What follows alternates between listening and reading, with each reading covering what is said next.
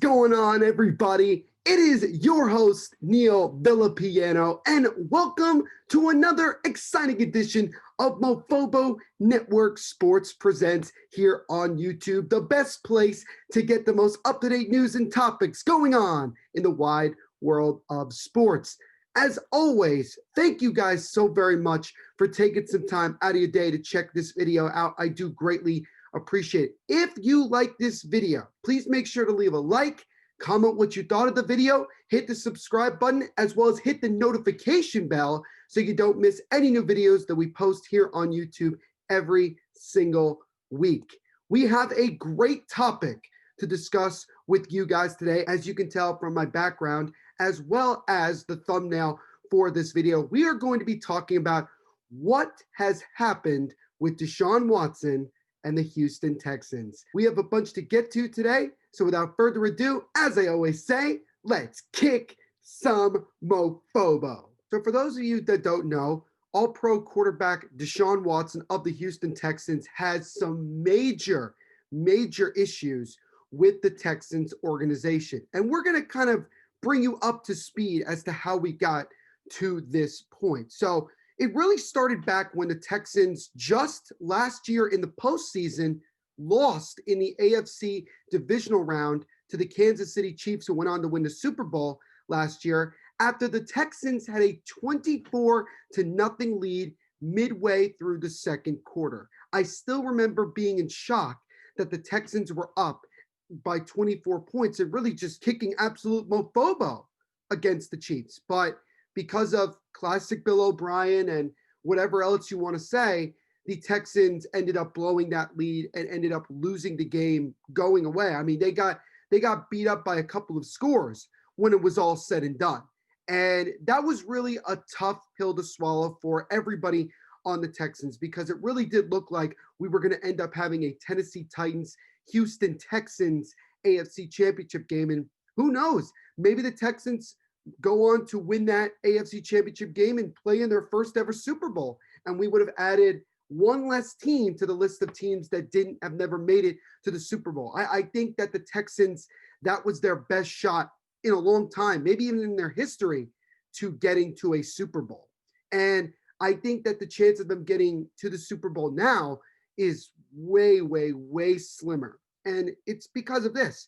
You go back to March 15th of 2020, and the Houston Texans, in the beginning of free agency, decided to trade away arguably their best overall player on the team, other than the likes of Deshaun Watson and J.J. Watt, in all-pro wide receiver DeAndre Hopkins to the Arizona Cardinals for David Johnson and a second and fourth round pick.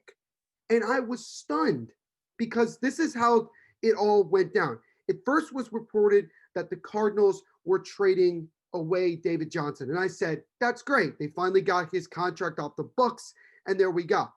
Then about 2 or 3 minutes later, we were hearing that DeAndre Hopkins was getting traded. And I was like, what?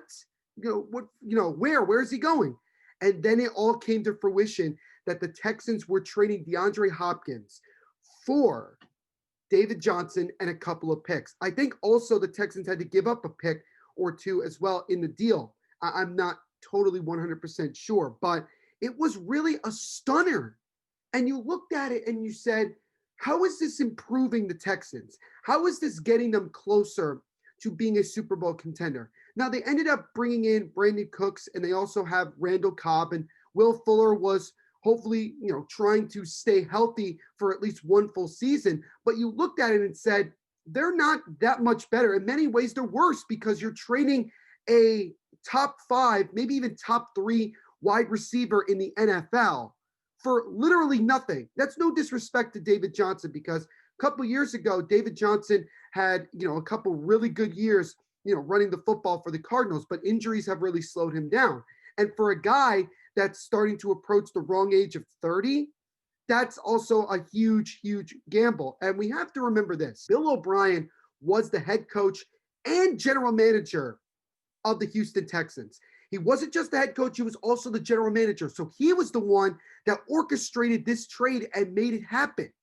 And that was a stunning thing to me. And already Bill O'Brien was getting crap for, not delivering, the Texans an opportunity to at least get to a Super Bowl. And then going into this year, right away, first game of the season on the road at Kansas City, where their season had ended a year before, they got the doors blown off them. And they never really got off to any sort of a decent start. They ended up finishing 4-12. Bill O'Brien was, thank the Lord, fired from the Texans as both head coach and general manager. And Romeo Crennel ended up taking over as the head coach or the interim head coach for the rest of the season. And obviously, Deshaun Watson was furious that DeAndre Hopkins was traded. He's your best weapon on offense. And Watson looks at it and says, okay, what do we go, where do we go from here? What's the next step? What are we trying to do here? And we obviously know that the Texans don't really have any first round picks. And this is the thing that makes it the worst, honestly, is simply that the Texans traded for Laramie Tunsil from the Miami Dolphins a year and change ago. You know what they traded away? Their first round pick in 2021. You know what that first round pick is now? The third overall pick. So the Miami Dolphins, who won 10 games and nearly made the playoffs and have a franchise quarterback and are certainly on an up and up, are now going to have an opportunity to draft maybe someone like Jamar Chase, Devontae Smith, a really impactful player on their team. And the Texans don't even have a first round pick for the next 2 or 3 years, I believe. So that to me is absolutely terrible. And there is no reason why Bill O'Brien shouldn't have been fired way before he actually did.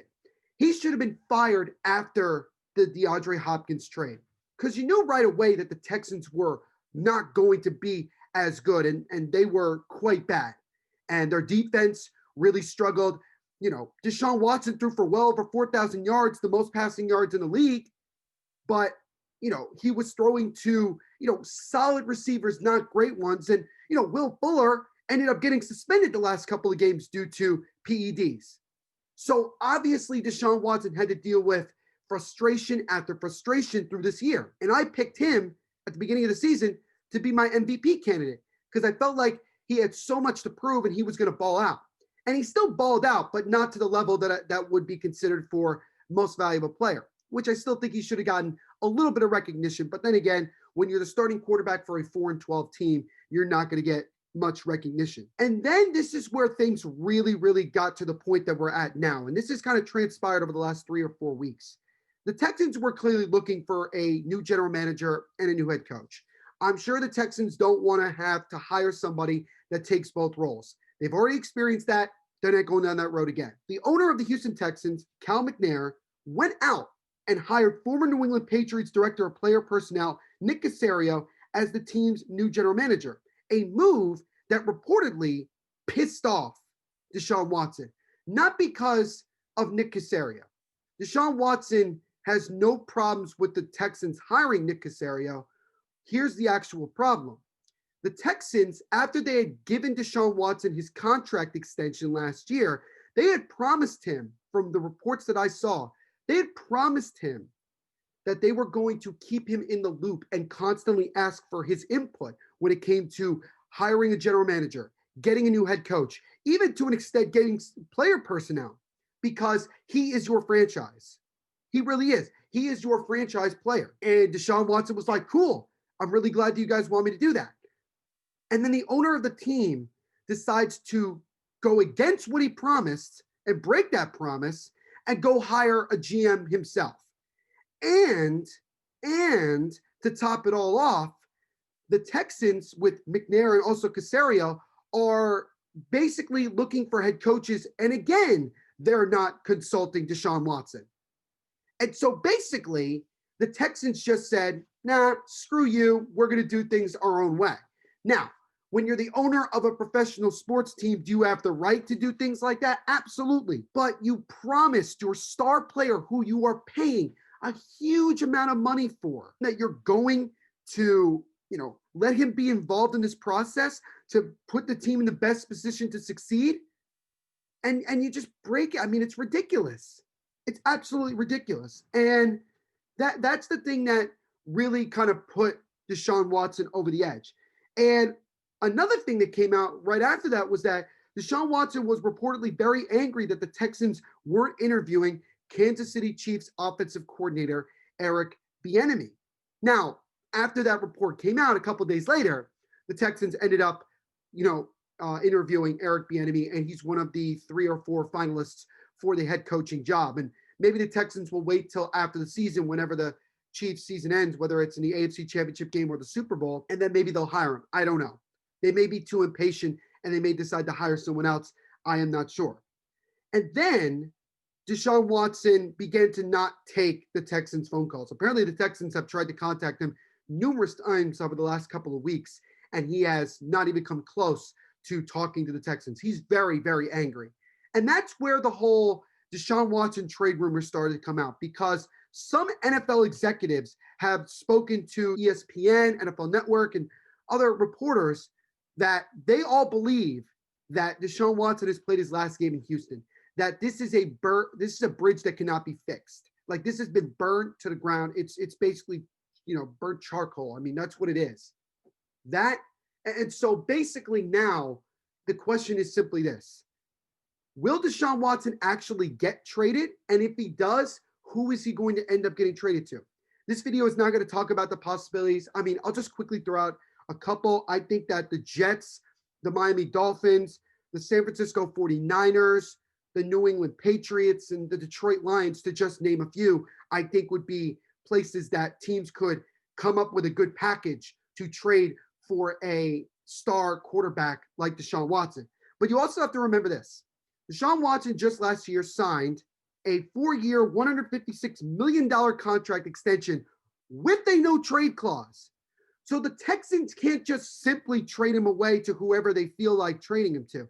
Oh, no. They have to consult Deshaun Watson, and he has to waive it. So if, let's say, the Texans call Deshaun and say, hey, we want to trade you to the New England Patriots, Deshaun Watson could very well go, no, I don't want to go there. And that's it. That the deal is off.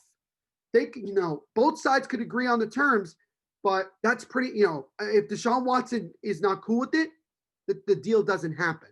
So again, Deshaun Watson has all of the control in this situation. He does.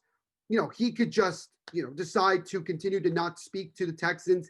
He could continue to be very disgruntled, and then he could basically demand a trade and get traded to whoever he feels like being traded to. Now, Chris Mortensen of ESPN a couple weeks ago reported that Deshaun Watson was very interested in going to the Miami Dolphins, and we started hearing trade rumors about the Dolphins not feeling so confident in Tua Tagovailoa and maybe trading him for Deshaun Watson. There's those possibilities, but nothing is concrete, and there isn't even a report out there that has specifically said and confirmed that Deshaun Watson has asked for a trade.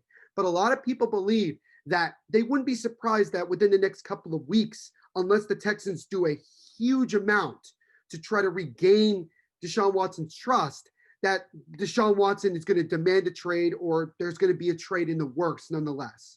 So at the end of the day, this is one of these things where I look at it and I say, I get when you're the owner of a sports team, you have the right to do whatever you choose with the team. But if you have a promise with your star player who you are paying more money for than any other player on the team, and you promised him that you were going to have him involved, and then you don't, I mean, there's a thing called personal integrity, my friend. And, you just went completely against it. You clearly don't have any integrity. You clearly, in many ways, are, you just are okay with going back on your word. And then we saw about a week and change ago where former Houston Texan great wide receiver Andre Johnson tweeted out about basically criticizing Mr. McNair, that Houston, because of McNair, people who go to Houston, their careers go to die, basically. And then to add to that, DeAndre Hopkins quoted that tweet and said, when Andre speaks, you listen, which pretty much tells you right then and there that DeAndre Hopkins is really glad to not be in Houston anymore. And there are a lot of players in the league that want to see Deshaun Watson go somewhere else where he's actually 100% appreciated on the football field. And so it really just comes down to not if a trade is going to happen. I think it's a matter of when. Because I think now, with everything that we've read and everything we've discussed here today, I just don't see how the Texans can fix this. I think this is going to be a James Harden type thing in a way, where he's just going to try to get himself out of there and eventually he's going to get his wish. I think that's going to end up being the case. And, we've seen things where Deshaun Watson has liked tweets about possible places that he could go. I know just today he liked the tweet about him going to the Jets. And, it seems like the Jets with, hiring Robert Saleh as their head coach and getting Matt LaFleur's brother, and some other guys in there, that you're starting to see some decent structure. And you look at some other franchises like the 49ers, who just went to the Super Bowl a year ago and have some pieces if everyone stays healthy. And the Niners could use Jimmy Garoppolo as trade bait. They could very well do that. There's possibilities out there. But obviously right now, there is no concrete information that says that Deshaun Watson wants out. But I think we're starting to get closer and closer to that point.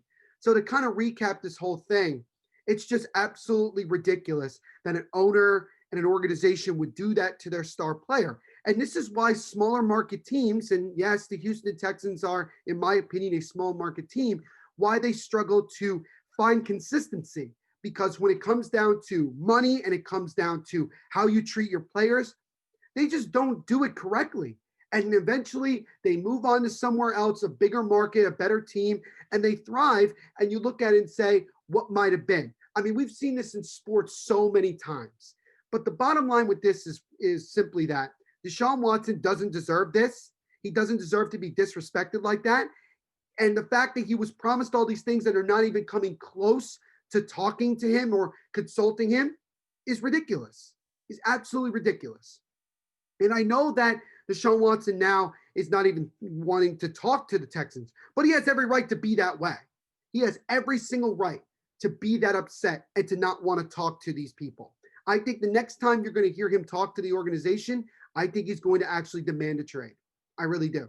Because if you look at the Texans, there really is no future. They have very little decent draft picks at all. Their cap situation is bad. They're probably going to end up moving on from someone like J.J. Watt and a couple other guys in the next year or two. It is better for your entire organization and for Deshaun Watson for you guys to then just decide we're going to do a rebuild. We're moving on from Deshaun Watson. We're moving on from other impact players, and we're going to go from there. The only way at this point that you could maybe save yourself and keep Deshaun Watson is that you get someone like Eric Bieniemy. You actually take some of the advice that Deshaun Watson gave you and has tried to give you and actually do it. Other than that, Houston, you have a problem. What's up, guys? It's your host, Neil Villapiano. Thank you guys so much for checking out this edition of Mofobo Network Sports Presents here on YouTube. I greatly, greatly appreciate it. If you like this video, make sure to leave a like and a comment. And if you want to continue to see more videos like this, make sure you subscribe and hit the notification bell so you don't miss any new videos that we post every single week here on YouTube. We talk about the biggest topics and discussions going on in the wide world of sports. Also, go check out the Mofobo Network Sports Podcast, where just like here on YouTube, we talk about the biggest news and biggest topics going on in this crazy world that is the world of sports. We have new episodes that come out every Monday and Thursday, and it's available wherever you listen to podcasts. All you have to do is just search Mofobo, Mofobo Network Sports Podcast, or my name, Neil, Neil, Villapiano, Villapiano, and you will find it.